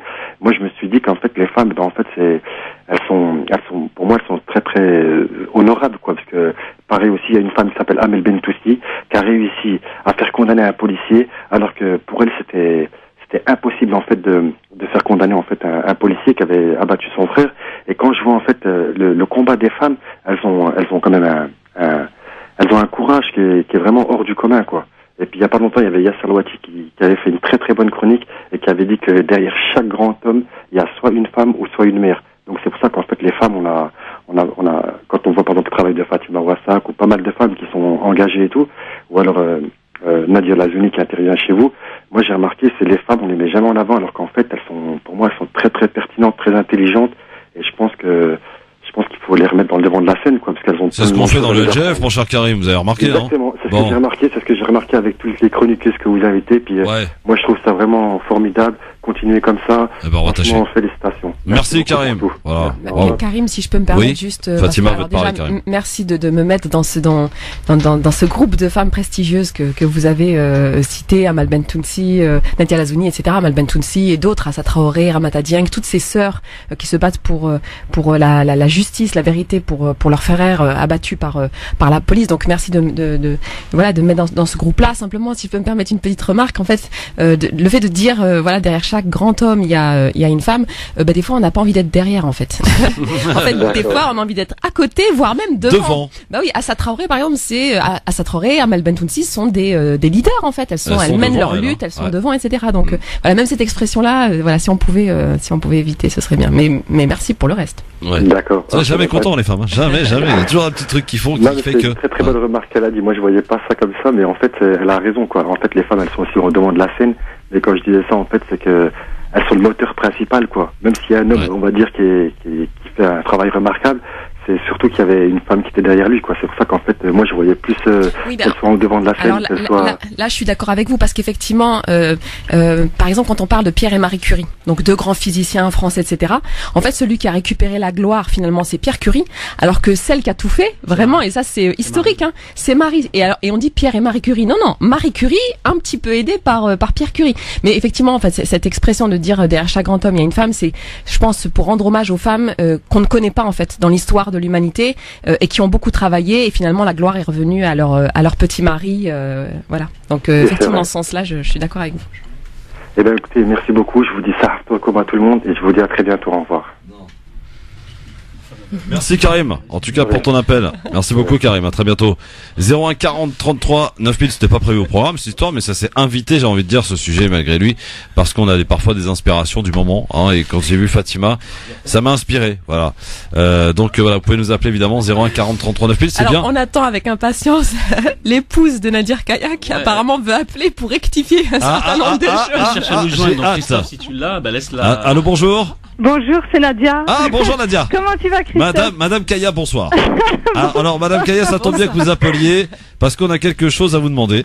C'est vrai. Donc, alors, vous auriez pêché visiblement le mari parfait, qui fait le ménage, qui fait la cuisine, qui fait tout à la maison. Tout sauf le repassage. Qui s'occupe de tout, sauf le repassage, Nadia. Je vous en prie, vous avez l'antenne de France Maghreb 2, à 7h, quand même de grande écoute, 17h14, pour établir une quelconque vérité, ma chère Nadia. Non, je confirme, c'est vrai, il a raison. Malgré le fait que je suis des fois un peu embêtante avec lui, non, il est juste parfait, il n'y a pas de souci. À part sur le repassage. Il a raison. C'est moi qui me c'est toi qui as demandé à ton épouse d'appeler. Donc non, pas du tout, c'est pas lui, je vous écoute depuis tout à l'heure. Je suis enchantée de vous avoir au téléphone. Merci Nadia. Je vous dis un bon ramadan et puis non, il n'y a pas de souci et puis bon anniversaire à Christophe. Ah merci. C'était l'occasion. Oui. Et oui, non, je confirme, il n'y a pas de souci. Bon longue vie à votre couple, à votre famille. Merci beaucoup Fatima. Donc Nadia et Fatima, vous êtes des femmes qui avaient su négocier dès le départ. Mais t'as remarqué que moi, il y a personne qui appelle pour confirmer. Non, ça c'est vrai. Non, mais comme disait Fatima, ça dépend si on tombe. On n'a pas toujours la chance d'avoir une personne comme ça qui arrive à faire en sorte que ça se passe bien. Donc oui, on a de la chance, oui, je pense. Bon. C'est pas le cas de tout le monde. Nadia, ça va, la classe quand même. Ouais, non, il va être content. La classe. Bon, je mange avec lui ce soir, hein, ça t'embête pas Nadia? Pas du tout, avec plaisir. Sympa. En plus, vous êtes pas embêtante, c'est très bien. Non. Merci beaucoup, Nadia. Merci, bonne journée à tous. Merci beaucoup. 01 40 33 9000. C'est magique quand même. C'est beau gosse, Nadia. Franchement, malgré tout, la classe. Hein. Franchement, je savais pas que l'équipe du LGF, non seulement la parité est respectée, mais en plus, les hommes de cette équipe sont des princes charmants, quoi. C'est des mecs. On a aussi des défauts. Quoi. On a aussi des défauts. On va pas les évoquer là, mais je te rassure, on a des défauts. Ça j'y crois bien. Hein. Allô, bonjour, qui est là? Oui, allô, bonjour, c'est Mourad. Mourad, bonjour monsieur Mourad, vous nous appelez d'où Mourad? Je vous appelle du Luxembourg. De Luxembourg, ah, vous avez choisi la bonne pioche vous. Luxembourg, les billets, les banques, tout ça, on est bien là-bas. Oh, ouais, franchement on est bien. Pour vous faire juste la petite anecdote, et puis après je reviendrai au sujet que vous avez élaboré tout à l'heure, que vous avez mis sur la table, si je puis dire. Ouais. Il y a 3 ans que je suis au Luxembourg, j'ai fui entre guillemets la France pour des raisons propres. Mais après, voilà, ce qui pousse un homme ou une femme à changer de pays en général, c'est le travail et l'amour. Donc moi, c'est les deux. Ouais. Donc alhamdoulilah. Donc vous avez quitté la France pour l'amour et pour le travail, ouais. Et le travail et le sport aussi. Donc voilà, j'avais beaucoup plus d'opportunités ici au Luxembourg. D'accord. Et alhamdoulilah, c'est vrai que j'ai trouvé beaucoup plus que des opportunités. D'accord. J'ai trouvé beaucoup de portes ouvertes. Donc voilà. Mis à part ça, c'est vrai que je rejoins un petit peu votre copilote du jour en disant que c'est vrai que les femmes elles ont un double emploi et que les femmes d'aujourd'hui, après voilà, ça regarde que moi, c'est péjoratif un peu ce que je dis, c'est que les femmes d'aujourd'hui, quand je dis d'aujourd'hui, c'est entre 20 et 35 ans, sont plus, on ne retrouve plus nos mamans d'avant. Ouais. C'est perdu cette génération. Elles rentrent à la maison, elles jettent les chaussures et puis elles se mettent dans leur bureau, c'est-à-dire la cuisine. Et voilà. Ouais. C'est vrai. Moi, ma maman, son bureau, c'était sa cuisine. Ah oui, d'accord, tu parles de l'ancienne génération, d'accord, oui. L'ancienne génération. Et moi, alhamdoulilah, au-delà de la religion et des traditions prophétiques, effectivement, que la femme, effectivement, est l'égale de l'homme et qu'il faut pas le mettre juste à des tâches ingrates et qu'il faut l'aider dans les tâches ménagères. C'est évident. Mis à part ça, il y a d'abord une question d'éducation. Il y a vraiment une question d'éducation. Permets-moi, Mourad, d'interpeller Fatima, parce qu'il y a une question qui me vient en écoutant ce que tu dis, Mourad. Comment expliquer justement que cette ancienne génération, c'est vrai, nos mères en particulier, avaient avec comme ça par tradition, j'ai envie de dire, le goût de gérer la maison de A à Z, alors que les hommes étaient plus amenés à aller faire le travail difficile, dur. Alors chacun avait son travail dur. Aujourd'hui, ça s'est complètement inversé. Je veux dire, on a même des foyers aujourd'hui où c'est la femme qui carbure et va à l'extérieur travailler, alors que l'homme reste à la maison. Ouais, comment expliquer ce changement Non, mais il y a pas de changement en réalité. Non, ce que tu même, dis, Fatima. non, c'est vraiment très anecdotique ce que tu dis. C'est de l'ordre de l'exception, l'homme qui reste à la maison et la femme qui va travailler. Oui, bien sûr, mais en général, maintenant les rôles sont beaucoup plus égalitaires qu'ils l'étaient auparavant. Non. Les deux il n'y a pas du tout de changement en fait à valeur égale. Alors à valeur égale en fait. En réalité, l'inégalité par rapport au travail domestique, l'inégalité reste. C'est-à-dire que avant, alors effectivement, il n'y avait pas d'aspirateur, il n'y avait pas de lave-vaisselle, etc. Donc c'était les femmes qui devaient le faire directement, voilà, mettre les mains dans le cambouis. Aujourd'hui, il y a l'électroménager, mais l'électroménager, il faut le gérer. Et puis il y a l'éducation des enfants qui est très très lourde. Il y a la charge mentale dont je parlais tout à l'heure, etc. Et ça, c'est pour l'essentiel de la responsabilité des femmes. Non, de tout temps, en fait, les femmes ont plus travaillé que les hommes en réalité. Parce que quand tu dis avant, elles travaillaient à l'extérieur. Non, les champs, les tâches les plus lourdes, c'était pour les femmes. Les hommes, en fait, encore aujourd'hui au bled, quand tu regardes dans nos pays d'origine en Afrique, celles qui s'occupent des tâches les plus lourdes à l'extérieur, ce sont les femmes en réalité. Tu vois, même le travail. Quand vous regardez dans nos campagnes, que ce soit dans les pays du Maghreb, quand elles allaient chercher, allô? Oui, on t'écoute, moi. Ouais, quand elles allaient chercher la paille à dos sur le dos et traverser des heures et des heures et l'élevage des animaux à travers les collines, les montagnes, parce qu'on compte pas en kilomètres, on compte en temps. Et puis rentrer parce qu'il fallait chercher les produits pour faire le feu et pour faire à manger et pour aller chercher des aliments, descendre, etc. C'est vrai. D'un autre côté, il y avait les hommes. Avant, ils ont planté, ils ont récolté, etc. On a toujours travaillé, les hommes et les femmes. Mais ce que je veux dire, c'est que c'est un mythe de croire que les femmes, en fait, c'est pour ça qu'on appelle le sexe faible. Mais en fait, c'est pas vrai. Les tâches les plus ingrates, les plus lourdes. Encore aujourd'hui, tu regardes qui s'occupe du nettoyage industriel. Le nettoyage industriel, c'est ce qu'il y a de pire. Ça te tue le dos. T'es très très peu payé. Donc c'est ça aussi, c'est que les femmes, par rapport aux hommes, elles font des choses très pénibles en termes de. Si je peux me permettre, c'est qu'effectivement il y a beaucoup de femmes dans ces petits, entre guillemets dans ces petits boulots un peu ingrats, parce que la femme a beaucoup plus de minutie et de tact avec ses mains que les hommes, et beaucoup plus précis. Elles sont moins payées. C'est-à-dire que les hommes éboueurs, etc. sont mieux payés que les femmes qui font du nettoyage, par exemple. C'est-à-dire que même quand c'est des charges aussi pénibles. Pour les hommes et pour les femmes, elles sont moins bien payées. Et puis après, il y a d'autres choses qu'on n'a pas forcément en tête. Pardon, Christophe, mais par exemple, avant, quand les femmes, tu disais avant aujourd'hui, avant quand les femmes accouchaient, pendant un moment, notamment dans nos pays d'origine, pendant 40 jours, en fait, voilà, et c'est la belle famille qui prenait relativement en charge, elle pouvait se reposer, etc. Aujourd'hui, tu accouches, déjà au bout de 3 jours, tu dégages, tu sors de l'hôpital, ça se réduit de plus en plus, et puis surtout, tout de suite derrière, tu dois t'occuper de la maison, du machin, toute seule, parce qu'il n'y a plus la belle famille qui est là pour reprendre le relais. Et au bout de 2 mois et demi, tu retournes au boulot. Voilà, alors que tu allaites, alors que etc. Donc non, c'est pas du tout plus facile aujourd'hui qu'hier. Merci Mourad du Luxembourg, à bientôt. Au plaisir. Ciao. Et puis ça Mourad. Allez, on est de retour très vite avec l'avis tranché de Fatima Wassak. Tu vas nous parler de Blanquer. Oui. C'est quoi le titre? Il est un peu long. Blanquer ressort un livret laïcité aujourd'hui. Oublié Parcoursup, petit poisson. À tout de suite, ça donne envie. France Maghreb 2 vous souhaite un bon Ramadan.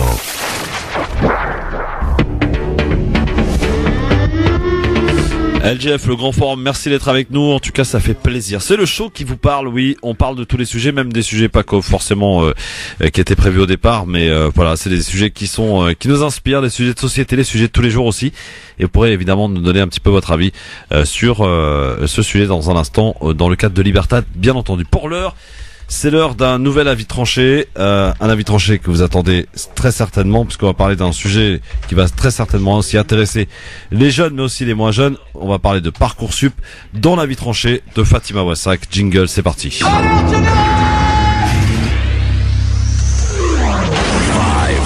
3, 2, 1, 0. Si je fais quoi que ce soit, c'est la mise à pied. Alors piétinez-moi, allez-y. Avec à l'honneur, ou plutôt des honneurs, je ne sais pas d'ailleurs dans cet avis tranché, Jean-Michel Blanquer, Fatima. Oui, alors aujourd'hui, le ministre de l'Éducation, M. Blanquer, prend la parole dans les médias pour parler d'un vade-mecum de la laïcité, un livret qui a été distribué ce matin, mercredi 30 mai, dans toutes les écoles de France. Alors, dans une interview de M. Blanquer, sortie il y a quelques jours, un journaliste demande des précisions et des chiffres sur ce problème de laïcité. Et là, amis de la rigueur méthodologique et d'un minimum de crédibilité, passez votre chemin. M. Blanquer parle de 280 signalements, atteintes à la laïcité, enregistrés dans ses services, sans qu'on sache qui a signalé quoi. Lui-même dit, je le cite, que c'est un mélange de choses extrêmement différentes. Alors il parle de choses anodines. Un enfant, par exemple, qui dit « Alhamdoulilah » après un petit rot dans la cour de récré, bim, signalement. Il parle de choses qui finalement ne relèvent pas de la laïcité. Bah, pourquoi tu nous casses la tête avec ça dans tes 280 si ça ne relève pas? Et enfin, il parle de choses plus graves ou qui pourraient l'être. Et là, le journaliste lui demande « Mais donc, quels sont ces problèmes de laïcité ?» Et là, c'est de la tchouk-tchouka, comme on dit. Le ministre répond 3 choses. Problème d'égalité homme-femme.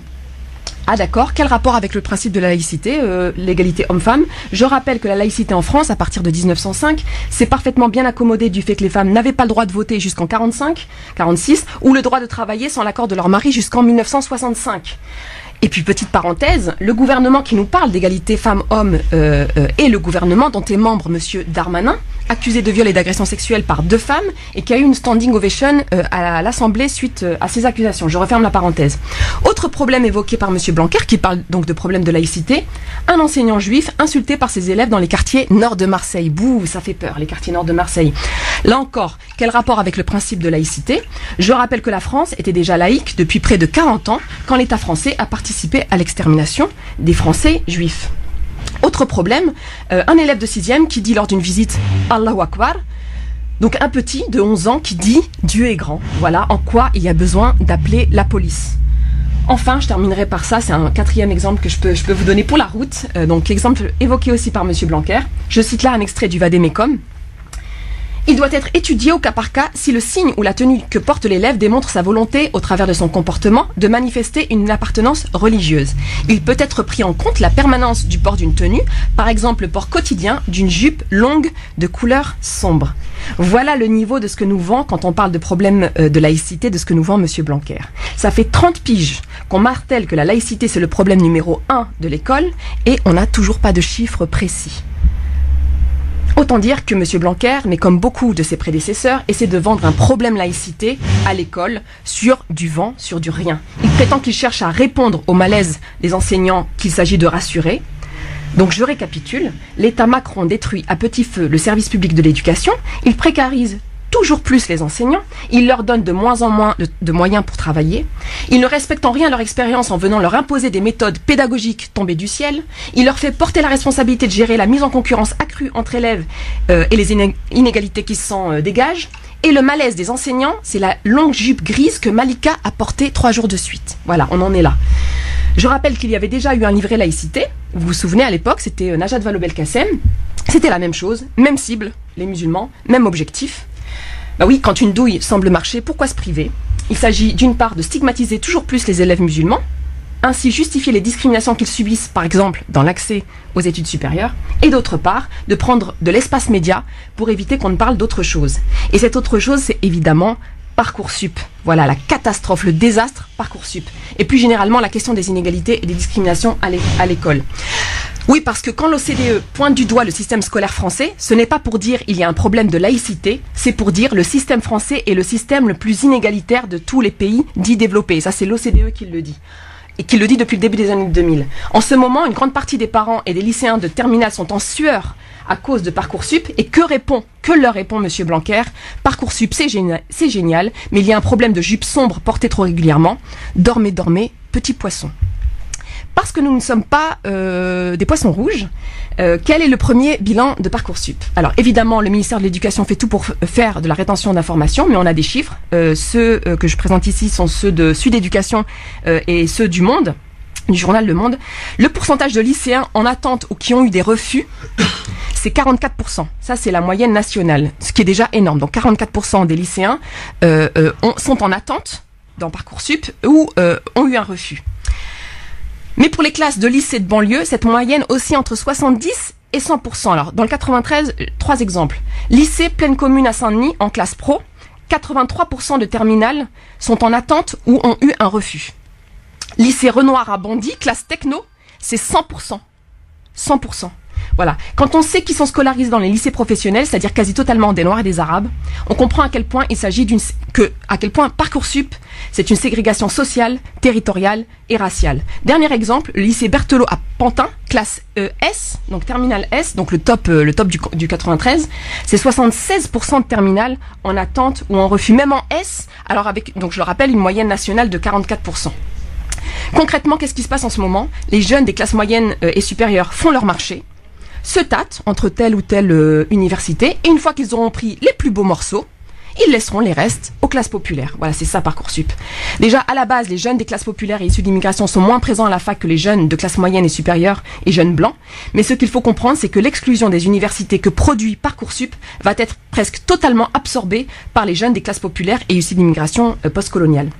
C'est-à-dire que c'était déjà inégalitaire et discriminatoire avant, mais on assiste à un renforcement des inégalités. On fait payer aux classes populaires et aux enfants issus de l'immigration postcoloniale l'austérité dans l'éducation. Et ce renforcement des inégalités sociales, territoriales et raciales dans les trajectoires scolaires n'est pas fini. Ce qui est prévu, vous le savez, c'est le bac en contrôle continu. Parce qu'aujourd'hui, le bac L mention bien de Pantin vaut le bac L mention bien d'un lycée parisien. Ce qui se prépare, ce que préparent M. Blanquer et M. Macron, ce qui se prépare, c'est que le bac L mention bien qu'on aura décroché à Pantin ne vaudra rien par rapport au bac L, le même bac L à Paris. Parce que le bac à Pantin sera obtenu en contrôle continu. On aura un bac finalement de seconde zone, en tout cas perçu comme un bac de seconde zone, et on aura des sous-bacs. Voilà, comme on a des sous-citoyens, comme on a déjà des sous-élèves. Bref, on n'est pas au bout de nos peines avec M. Macron et son gouvernement En Marche. Alors que faut-il faire ? D'abord, répéter, comme je le dis souvent, qu'on s'en bat les reins de la laïcité à l'école. Répéter qu'on sait que c'est une douille et qu'on s'en bat les reins. Voilà, ça c'est très très important. Et deuxièmement, se mobiliser collectivement en tant que parents, lycéens, étudiants, enseignants, pour combattre, rejeter la loi ORE, Parcoursup et la réforme du bac pour une école publique égalitaire, de qualité et qui respecte la dignité des élèves, de tous les élèves. Merci Fatima pour ce grand avis tranché concernant donc un sujet dont on parle beaucoup, c'est-à-dire ça te concerne un peu toi qui as des enfants Parcoursup. Ouais, bon, ils sont encore un petit peu loin par rapport à ça, mais non, c'est super, ça réexplique un petit peu la situation, notamment par rapport au ministre. Donc je pense que il faut faire attention et rappeler qu'aujourd'hui dans les quartiers, les citoyens sont de plus en plus engagés et vigilants par rapport à l'avenir de leurs enfants. Donc il y a des choses comme dit Fatima qu'on laissera pas passer, c'est clair. Mais Fatima, je suis surpris, tu as l'air surprise qu'on puisse s'inquiéter d'un enfant qui crie Allahu Akbar ou quoi aux caisses. Ça peut faire peur parce qu'on fait tout pour que ça fasse peur aussi, Fatima.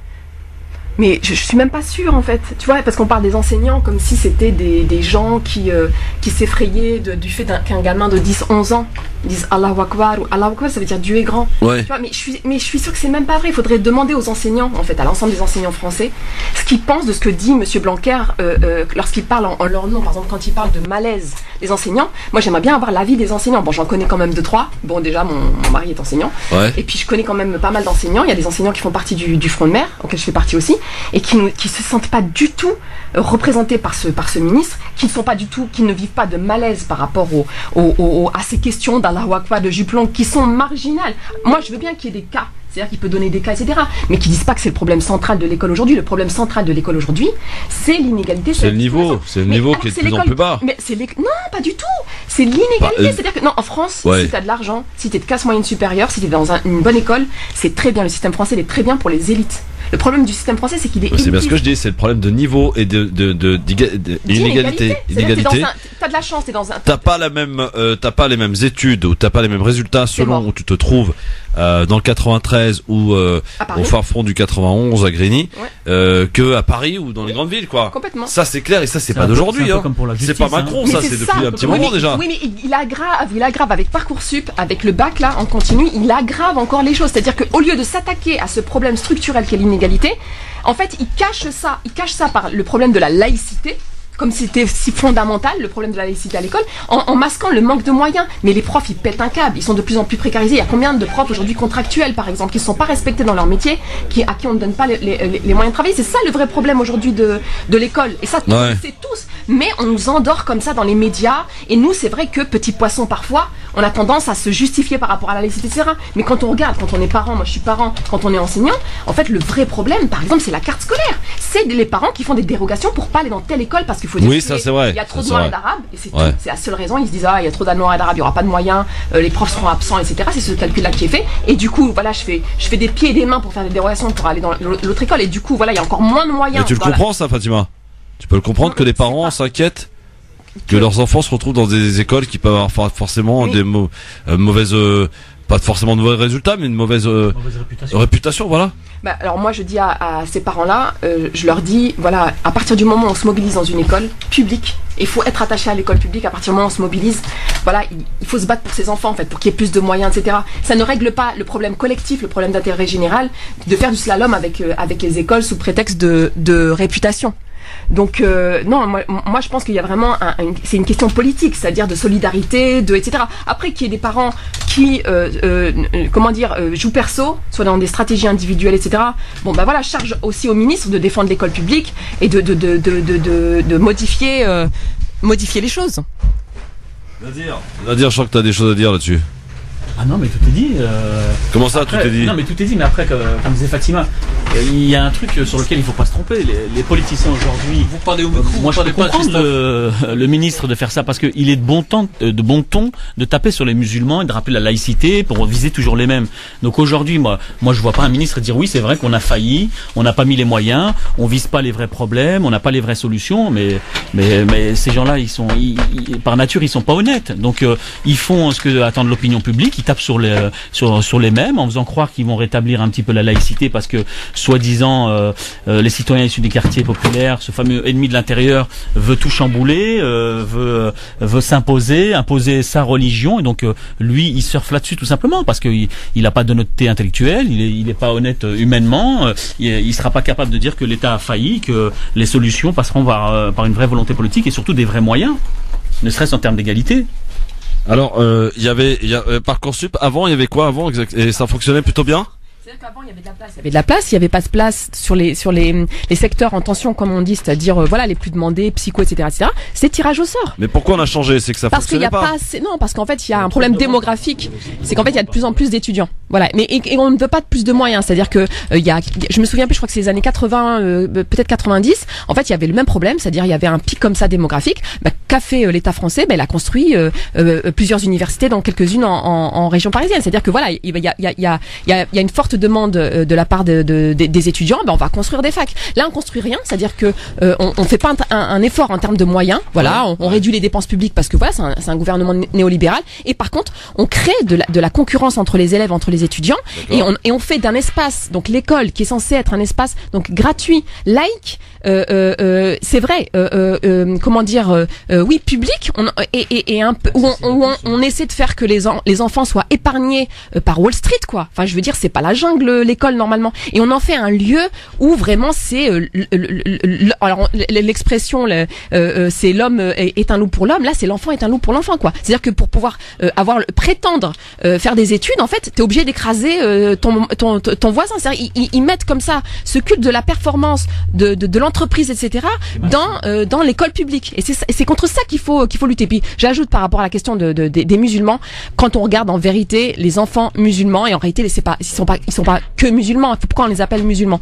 Les enfants des classes populaires, Voilà, les enfants qui vivent dans les quartiers populaires, les enfants des classes populaires, en réalité, c'est pas eux le danger pour l'école. Parce que c'est ça qu'on essaie de nous faire croire avec ce problème de laïcité, c'est que ces enfants-là remettent en question l'école, remettent en question le système scolaire. Mais au contraire, c'est l'école qui est un danger. C'est l'école qui les stigmatise, c'est l'école qui les discrimine. En l'histoire, par exemple, qu'on conteste un peu lorsqu'on parle de la Shoah, etc. Ça, à chaque fois, on y revient. Hein. Mais alors, moi, je te pose la question, combien de fois, combien d'enfants ça concerne, quels enseignants, etc. Ça, Monsieur Blanquer, qui est ministre quand même, c'est le roi de l'éducation en France. Il est pas capable de répondre à cette question-là.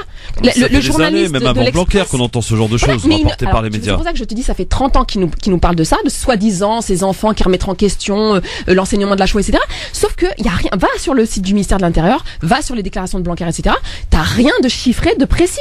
C'est des mots comme ça en l'air. Oui, alors il y a un problème. Il y a des enfants qui disent alors dans quelle école, quel enseignant, quel enfant, etc., etc. Nous, on veut des choses précises. Si on parle, par exemple, d'inégalité, moi, je lis le rapport PISA de l'OCDE, il y a des choses très, très précises sur les inégalités. Pourquoi, là, on nous parle de laïcité, de problème de laïcité, et il n'y a rien de précis? Parce que c'est un discours idéologique. Voilà. Le motif officiel, si vous permettez, c'est qu'il y a un rapport, donc, dans le même style qui a été fait par Madame Vallaud-Belkacem en 2014. Et le ministre dit que ce rapport, il est très bien, sauf qu'il y a beaucoup de choses théoriques et dans le nouveau rapport, il va y avoir des choses pratiques. Pas du tout, il n'y a rien. Non, mais le rapport n'est pas encore... C'est de la douille. Je sais pas si vous l'avez eu, Fatima, entre les mains. Moi, je l'ai pas encore reçu en tant que journaliste. J'ai reçu juste la dépêche il y a 2 jours qui annonçait la sortie, puisqu'il devait être délivré aujourd'hui. Donc, on va faire un travail effectivement dessus. Et la force de Blanquer dans ce coup, c'est qu'il a pu réunir autour de la même table et qui apparemment travaillent ensemble quelqu'un comme M. Bianco, qui lui est plutôt sur une laïcité ouverte, et la présidente de cette commission qui, elle, est connue pour une laïcité fermée. Dominique Schnapper, non mais à quoi ça sert de faire du coaching ça c'est important. Le deuxième, c'est que il faut lire ce texte entièrement pour faire une critique, et par exemple, pour voir les exemptions d'examen pour les étudiants français de confession juive le samedi matin, pour voir les différentes motivations. Et donc la critique doit porter sur le fond du texte, parce que lui-même il dit que c'est un nouveau texte, mais que le texte est quelque part amendable. Et ce texte a peut-être un défaut, c'est qu'il a été fait entre eux, comme on dit en général autour de la table, qu'il n'a pas circulé par exemple entre les mains des députés qui font la loi et qui doivent donc y apporter des précisions. Et je sais, j'ai pas vu la liste de tous les intervenants, mais par exemple, je ne sais pas si M. Patrick Veil est dedans ou pas, parce qu'il y a des gens qui sont dans ce pays spécialistes de ce qu'on appelle laïcité, et Jean Bobreau, même s'il est belge. Donc il y a des gens qui sont spécialistes de cette discipline et qui ne sont jamais convoqués parce qu'ils sont considérés comme des universitaires extérieurs. Le problème de toutes ces tables rondes des ministres en France depuis toujours, c'est que ce sont les ministres qui choisissent les gens qui vont leur dire ce qu'il faut dire. Et comme par hasard, on prend généralement des gens dont on partage a priori le point de vue et la vision du monde, sans aller un peu plus loin, puisqu'on prend jamais ou presque les contradicteurs. On l'a vu avec la nouvelle liste qui a été publiée ce matin pour le fameux conseil numérique qui a été rétabli une fois que Madame Diallo était à l'extérieur. Donc c'est cette vision-là critique qu'il faut avoir. Et effectivement, vous avez raison. Il y a pas, j'ai pas encore vu, donc je vais le recevoir ce soir ou demain. Et moi, ce qui m'intéresse dans ces travaux qui se veulent presque universitaires sans lettres, c'est les annexes, c'est-à-dire le nom des personnes qui ont été auditionnées et les recommandations qui ne sont pas souvent dans le texte. Alors, est-ce que je peux dire que je suis absolument pas d'accord? Bien sûr, mais attends, c'est la liberté de cette émission, Fatima, voyons. Parce que, alors, tu vois, c'est comme si on prenait 2 problèmes. Voilà, le problème, donc, soi-disant de la laïcité et le problème de l'inégalité structurelle à l'école. T'as 2 problèmes. Tu vois, c'est comme si, en fait, toi, tu me disais, c'est comme si moi, j'arrivais là à te prouver qu'en fait, le premier problème n'est pas chiffré, il y a rien de tangible, etc., etc. Ça se trouve, c'est du vent. Et que je te prouvais que le deuxième problème, par contre, était massif, industriel, les inégalités à l'école en France. C'est pas moi qui le dis, c'est pas une gauchiste qui le dit, c'est l'OCDE qui le dit. Et depuis le début des années 2000, voilà. Et que c'est un scandale. C'est-à-dire que c'est un scandale. L'école en France, elle est publique. C'est une école publique gratuite pour tous. Elle est censée être égalitaire, voilà. Et c'est scandaleusement inégalitaire, scandaleusement élitiste. Alors, et c'est comme si, alors attends, c'est comme si le ministre en charge de ces 2 problèmes, en fait, sur le deuxième, qui est massif, c'est sa responsabilité. Parcoursup, il faudrait pouvoir le juger sur Parcoursup, lui dire, mais c'est quoi ce délire où t'as 100% d'une classe pro qui se retrouve en attente ou en refus, alors que des classes parisiennes peuvent surfer comme ça, aller faire leur petit marché sur l'université. Donc une inégalité fondamentale. C'est là-dessus qu'ils devraient nous faire des vadémécums, c'est là-dessus qu'ils devraient nous faire des livrets, etc. Là, rien. Là, quand on lui pose la question de l'inégalité, etc., il botte en touche, il y a rien, circuler, il y a rien à voir, etc. Par contre, il en fait des tonnes sur le premier problème, alors qu'il n'y a rien de tangible. Et c'est comme si toi tu me disais, bah oui, suivons Monsieur Blanquer, faisons les petits moutons, faisons les petits poissons rouges, comme j'ai dit tout à l'heure, et allons nous intéresser à la douille concernant la laïcité. Non, au contraire, il faut lui dire non, ta douille là, voilà, on t'a vu de loin, t'es pas le premier, comme tu as dit Christophe, t'es pas le premier. T'es certainement pas le dernier parce que l'islamophobie en France, voilà, elle a encore de beaux jours devant elle. Mais nous, on s'en bat les reins de ce premier truc puisque tu n'as rien. Nous, on veut s'occuper, en tant que parents notamment, on veut s'occuper du deuxième gros problème qui est celui de l'inégalité. Voilà, nous, on veut pas se retrouver face à des dilemmes où t'as l'école à côté, l'école à côté de chez toi où t'as envie d'emmener tes enfants. Mais où tu sais qu'il n'y a pas de moyens, tu sais que voilà, c'est une école pourrie qui a mauvaise réputation, comme vous le disiez tout à l'heure. On veut pas se retrouver face au dilemme de se dire, voilà, est-ce que je joue pour l'intérêt général et je mets quand même mes enfants là-dedans et j'essaie de me battre quand même dans cette école pour eux, etc. Ou est-ce que tant pis pour l'intérêt général, je vais faire une dérogation, je vais laisser crever les enfants là qui sont déjà dans cette école, tant pis pour eux, et moi je vais essayer d'aller placer mon enfant soit en école privée, soit dans une meilleure école à l'autre bout de la ville. Voilà, moi je veux pas en tant que parent me retrouver face à ces dilemmes-là. Moi je veux que mes enfants aillent dans une école publique, voilà, où les enfants sont tous respectés, où les enfants sont tous traités de manière égalitaire. Voilà, c'est ça qui compte pour moi. Après que Blanquer me raconte sa life, comme quoi, oui, il y a un enfant de 10 ans qui rentrait dans la classe en disant, alors quoi. Mais ça, c'est rien du tout, ça. Mais il faut aussi que nous, on se mette en situation de voir ce qui est de l'ordre de l'anecdotique et de l'ordre du réel. Quand il dit, oui, mais il y a un prof à Marseille, un prof juif, etc., qui a reçu des insultes racistes. Mais quel rapport avec la laïcité? Quel rapport avec la laïcité? Quel est le rapport quand il dit l'égalité homme-femme?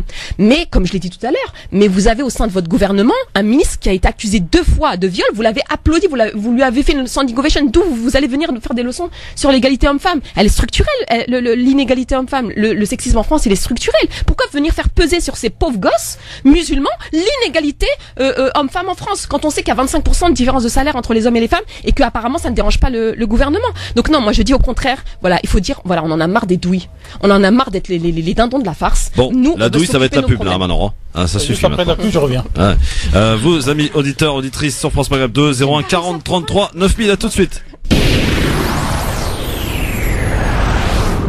France Maghreb 2, France Maghreb 2. 17h58 sur votre radio France Maghreb 2. Tarek Mami, est-ce qu'elle vous a mis KO, Fatima, ou pas? Eh ben, je respecte Fatima, je l'aime beaucoup. Oui, non mais allez-y, faut splitter un peu quand même. Mais moi, j'ai pour l'habitude de répondre à la question qu'on me pose. Oui. Fatima pose 2 questions. Oui. L'égalité à l'école qui n'existe pas. Et je vous envoie aux chercheurs, aux sociologues français, comment il s'appelle, Pierre Bourdieu, et son grand livre publié en 67 qui s'appelle donc La reproduction sociale. Et puis vous avez de l'autre côté les interprétations de la laïcité. Et moi je trouve que ce travail qui est fait par Blanquer, que je n'ai pas encore lu encore une fois, est dans un principe bien, parce qu'il l'oblige à réfléchir. Pas du tout. Non, mais attendez, sur le principe du travail, c'est qui obligera le Premier ministre et le ministre prochain qui viendra à refaire le travail, et ce qui donnera les moyens à vous, Fatima, et à d'autres, de l'avoir et de le courser jusqu'à ce qu'on arrive à obtenir dans la définition de la laïcité ce qu'on souhaite obtenir. Non, parce que je vous ai pas coupé, hein. je sais que je vous dois. On est comme à la télé, à la télé. Voilà, je sais que.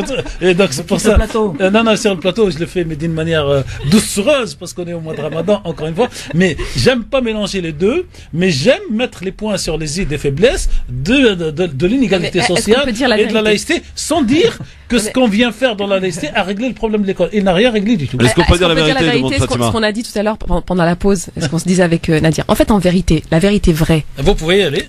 En fait, c'est que Macron, il est pas sur une politique islamophobe, etc. Lui voudrait pouvoir s'appuyer sur les musulmans, je pense. Vous voyez à peu près le profil de Trudeau au Canada. Lui, voilà, alors Trudeau lui, nous a fait un tweet là encore. Voilà, mais il s'appuie sur les musulmans au Canada. C'est-à-dire que lui, c'est clair que c'est un impérialiste sioniste, etc. Mais il s'appuie parce que Hetme Brok, c'est-à-dire qu'il sait aller dans le sens des musulmans, etc. Macron, c'est un peu, attends. Non. C'est un peu le même profil. Et en réalité, ce qui se passe, c'est qu'en fait, t'as au sein de son gouvernement, là, t'as des gens qui le torpillent. Parce que Blanquer, Marlène Schiappa, etc., c'est, voilà, pour le dire très très vite, c'est la bande à Valls. Printemps républicain, etc., etc. Donc en réalité, c'est purement politicien, tactique, pas purement, parce que voilà, il y a aussi de l'ordre de la discrimination, etc. Mais c'est tactique, c'est politicien. C'est-à-dire qu'il y a des ministres comme ça, donc je viens de les nommer, Blanquer, Schiappa, Collomb aussi, avec sa dernière sortie là sur Mariam Pouchtou. Voilà, c'est des gens en fait qui sabotent, et qui défendent. Non, on s'éloigne pas du tout. Quand tu regardes, je t'assure, et ça, voilà, il faut pouvoir aussi lire la vie politique française. Il faut pouvoir lire les tensions, les rapports de force qu'il peut y avoir entre les uns et les autres. Macron, c'est pas la même ligne que Blanquer. Macron, c'est pas la même ligne que Blanquer. Il avait dit qu'il allait faire un discours sur la laïcité. Voilà, Valls le torpille. Voilà, c'est ça qui se passe en fait en ce moment, c'est que Valls le torpille. Bon, dans un instant, Libertad sur France Maghreb 2. Quand même. Qui veut avoir le dernier mot? Non, c'est pas le dernier mot. Moi, je bifurque. Je vais faire comme Fatima. Je vais ouvrir un nouveau dossier. Moi, ce que je trouve, par exemple, d'ignoble dans l'éducation nationale aujourd'hui, chère Fatima, chères auditrices, chers auditeurs, c'est que on vient nous rassassiner des problèmes des handicapés dans ce pays. Que maintenant, je me rends compte de plus en plus que quand j'essaie de prendre le métro, je vois ce que ça donne.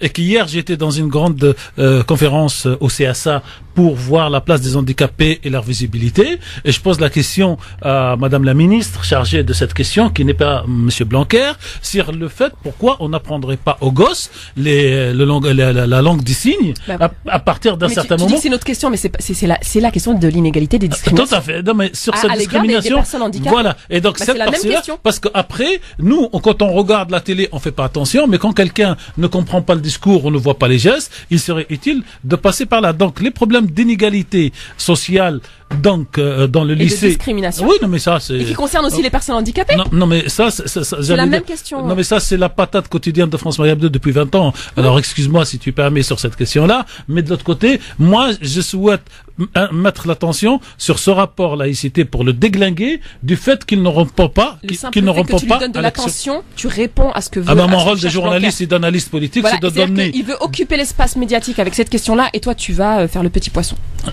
Si tu permets, je mangerai un poisson ce soir en pensant à toi, mais pour rester dans cette chose, moi j'ai pour habitude intellectuelle de lire les rapports, et je n'appartiens pas à ceux qui en Tunisie avaient écrit 2 pages sur un livre qui parlait justement de l'égalité entre les hommes et les femmes. Le livre a été annoncé, pas encore publié, et un grand théologien tunisien s'est tapé 2 pages style Figaro, et à la fin il écrit à Tahar Haddad qui prônait cette égalité. Ceci est une avance avant même que je ne lise le livre. Bon, le coup de cœur de Nadir Kaya en rapidos parce qu'on est super en retard. Nadir, on va parler de ton iftar. Voilà, c'est l'iftar. L'iftar de Banlieue Plus. L'équipe maraude Banlieue Plus va, comme chaque année, proposer un iftar samedi du côté d'Épinay. Donc il va inviter essentiellement les bénévoles et les donateurs. Et il va se passer quoi? Toutes les personnes vont apporter des repas à manger, à boire, du thé. Donc c'est un iftar participatif. Tout à fait, oui, c'est souvent l'esprit de l'iftar. Il y a pas d'invité. C'est surtout le réseau, mais bon, après moi, si toute l'équipe de France Maghreb 2 est disponible samedi, je vous donnerai les coordonnées, vous serez le bienvenu, et en même temps ça vous permettrait de connaître un peu mieux l'association et tous ceux qui participent régulièrement à nos activités. C'est où donc à Épinay? Ça sera à Épinay, samedi à 21h. En plus il fait beau, donc je pense qu'on va mettre des tables extérieures, il y aura peut-être un barbecue, je sais pas encore, voir avec les personnes qui s'occupent de la logistique. Ok, super rendez-vous donc ce samedi à 21h pour ce qui est du coup de cœur de Fatima, ce sera la semaine prochaine. Évidemment. Merci à vous tous. Dans un instant, c'est la question qui fait mal à la tête. Spécial Ramadan qui reste avec notre petite question évidemment qui suit les auditeurs avec une corbeille de fruits offerte par fruitselect.com à offrir à madame, messieurs, à vos amis, à votre famille, enfin à qui vous voulez en fait. Eh bien, n'hésitez pas, fruitselect.com, allez voir ce que ça donne. On en reparle dans un instant avec la question qui fait mal à la tête dans un instant, 18h02. Vous êtes bien sur France Maghreb 2, merci d'y rester d'ailleurs. Le rappel de l'actualité avec dans moins d'une demi-heure par l'Islam et Hassan, imam et conférencier. Marine Garel pour le flash. Bonsoir Marine. Bonsoir à tous. L'évacuation dans le calme ce matin à Paris du camp du Millénaire. Il était jusqu'à présent le plus important camp de migrants de la capitale. Près de 1000 personnes y avaient trouvé refuge. Elles sont désormais hébergées temporairement dans une vingtaine de sites, que ce soit à Paris ou en région parisienne. 2 autres camps sont installés depuis plusieurs semaines dans le nord de la capitale, près du canal Saint-Martin, et puis également près de la porte de la Chapelle. La justice belge retient la qualification d'assassinat terroriste et de tentative d'assassinat terroriste après l'attaque d'hier à Liège. Par ailleurs, selon les enquêteurs, l'assaillant, un Belge de 31 ans, est suspecté d'avoir commis un meurtre avant la tuerie la nuit précédente. Précisément, il s'en serait pris à un ancien codétenu. L'Indre-et-Loire a été à son tour placé en vigilance orange aux orages. Au total, 42 départements sont concernés par cette alerte. Le calme est revenu aujourd'hui entre Israël et la bande de Gaza après la plus sévère confrontation entre les forces israéliennes et les groupes armés palestiniens depuis la guerre de 2014. Ce matin, le Hamas affirmait d'ailleurs que ces groupes étaient prêts à un cessez-le-feu si Israël en faisait autant.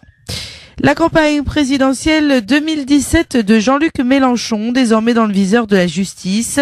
Le parquet de Paris ouvre une enquête pour procéder à des vérifications sur les comptes de campagne. Au cœur des investigations, des surfacturations. Elles auraient permis de payer des proches du leader de la France insoumise. Réaction de Jean-Luc Mélenchon qui assure avoir agi honnêtement. Aimé Jacquet donnera le coup d'envoi de France-États-Unis le 9 juin. Le président de la Fédération française de football l'a annoncé.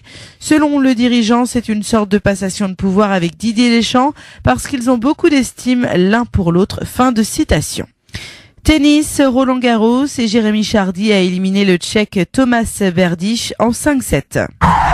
France Maghreb 2, service, info, musique, divertissement. France Maghreb 2. France Maghreb 2.